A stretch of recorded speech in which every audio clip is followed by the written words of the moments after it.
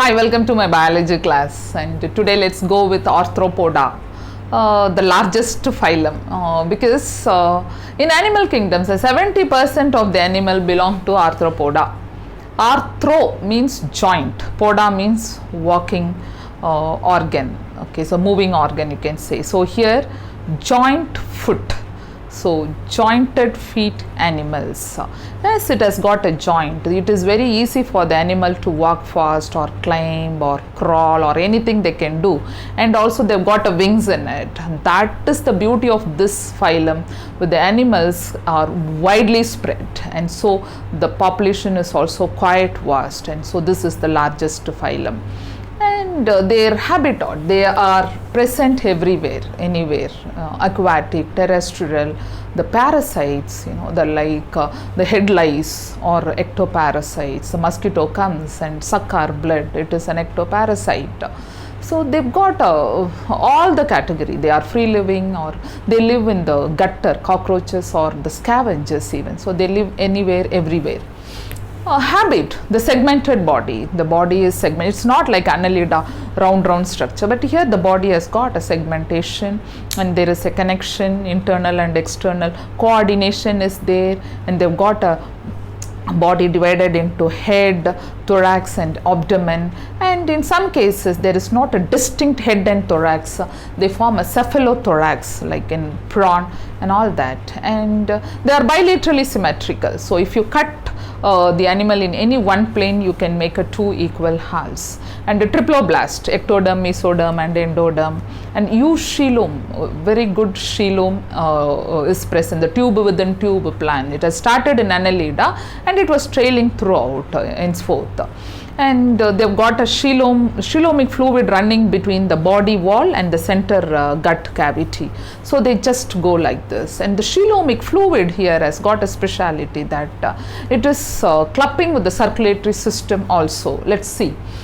And the body has got a good exoskeleton, and it's a cuticle, the outer shed of cuticle is very thick with chitin.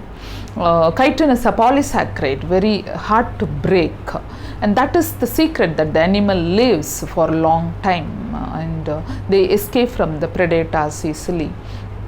And when you talk about the prawn, and they've got a carapace, a small thing will be present, so you can easily remove that. And when you talk about the crab, there's a shell kind of a thing, will be very hard. So they're all the hard outcoat makes the animal survival for a long duration. And the body cavity, coelomic fluid, as I said, it is the hemoshield because it is a part of a circulatory system too. And the digestive system, mouth and anus, and they've got a salivary gland which secretes saliva, and saliva has got a salivary amylase for carbohydrate digestion, and this is something very special with Arthropoda digestive system. And it has got a foregut, midgut and hindgut, and they've got they've got a colon and then rectum, anus, so everything is well developed. The digestive tract is pretty good with the digestive glands. And there is liver-like structure, the hepatic sheath also seen in cockroach. So these are all the advancement in the digestive tract.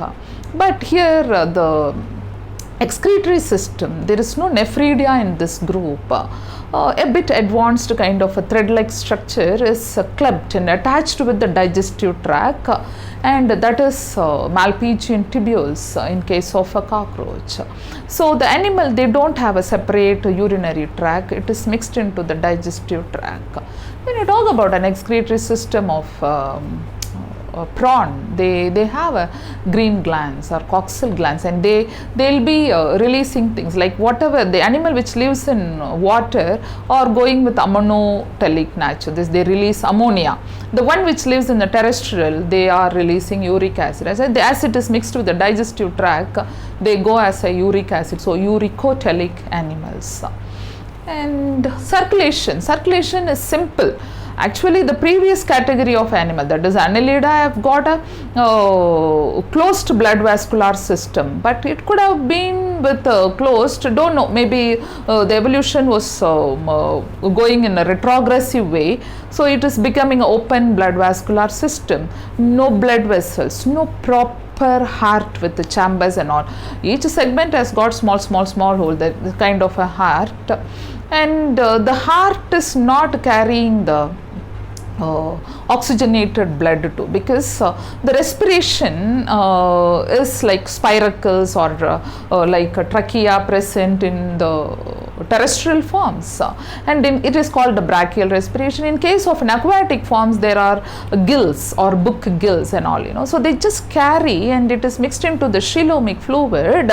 From there it is going to the cell, so there is no need for a heart to pump the blood to the vessels, and because it's a open blood vascular system. So the colorless blood, the blood is colorless, and in case of a crab and scorpion, they've got, not scorpion, prawn, they've got a blue color blood, the copper containing hemocyanin blood will be present. Otherwise there are the entire phylum, you can see the colorless blood, so it is hemolymph mixed with the hemoshield. So here the coelomic cavity, blood vascular system and respiratory system, all are going hand in hand together. And excretion, as we mentioned, along with the digestive tract. And nervous system is well developed. They've got nervous system has to be, because they've got a cephalum, they've got a head. So cephalum means on the top there should be some sense organs. So here they just trail with a double ventral nerve cord, like the previous case, solid it is, with good ganglions present throughout the body. The topmost ganglion is bigger in size. So it acts like a brain kind, and the cephalum is present with all the sensory organs, like they've got a mouth parts, they've got eyes, and they've got an antennas. Antenna will feel, they are called feelers. Eyes are very good in insects, they are compound eyes, they've got a ommatidia, the mosaic vision, they could see anything from this surface, they just sit like this and they visualize whatever present even at the back, like this is the mosaic vision. With the help of this, they can easily sense the enemies, so they can escape and their lifespan is increased. The eyes are well developed. And the mouth part is variety, like they have a piercing kind of a mouth parts, like they pierce and then they take, like how the mosquito pierce and suck the blood, or sucking type, only they just suck the nectars, the insects which visits the flower, or biting and chewing type of mouth parts. In cockroach, they bite and eat, and they've got a special structure, like in case of a crab, the first appendages, the first pair has got a claw like thing, so that easily they can hold the food and put it into the mouth. So the head region and the appendages are all designed well for capturing the food, to eat well and to carry the life well and healthy, and their lifespan is also increased. For all that, the mouth is a very important region that has been developed well here in the head region. And they've got a endocrine system too. The endocrine systems contribute for metamorphosis and other growth. And they've got a pheromones. They are a sexual attracted sometimes, because the animals are unisexual. Mostly they exhibit sexual dimorphism, so the animal gets attracted with the help of pheromones. And talk about the locomotion. Locomotion in the sense, nervous system, muscular and skeletal system are clustered and has to go. Here there is no skeletal system, only the exoskeleton is present, but the walking organs are jointed, so easily they'll crawl and they walk fast. They are cursorials, walking, running fast, and they've got a wings, a pair of wings. So they two pairs of wings or a pair of wings, so they just fly. It's not the wings compared with the birds, but this anatomy is different, but still they fly well, so they reach faraway places. That's the reason the animal is widely spread. And when you talk about their reproduction, they are all unisexual, internal fertilization. But here the metamorphosis, there is sometimes direct development, sometimes indirect development. Even in that metamorphosis, there is a complete metamorphosis, there is an incomplete metamorphosis. Like complete metamorphosis, so total difference from the parent and the young one. So they have to undergo a lot of change to attain the external morphology like a parent. So when you talk about the butterfly, you can see the caterpillar, larva, pupa, and then adult. So you cannot even imagine that the butterfly and the caterpillar, the variation is quite vast, the external morphology. This is a complete metamorphosis. When you talk about the cockroach and all, it is incomplete, like they just resemble the parent, but only few changes would be there. The color variation, sex organs wouldn't have formed, the wings have not formed well. So all this are the small changes. For that they'll go for molting. They keep changing their skin, and at last they'll attain the adulthood, and this is incomplete metamorphosis. Generally, when you talk about insects, and they don't grow so big and all because of their hard skeletal system. Small, but they live for a good long time, and the lifespan is good. So these are all their things. When you talk about their economic importance, we know that we yield a very good money out of this phylum, the silkworm, the silk and honey, and then the crab and prawn, and many animals are economically very important, and good money we get out of it.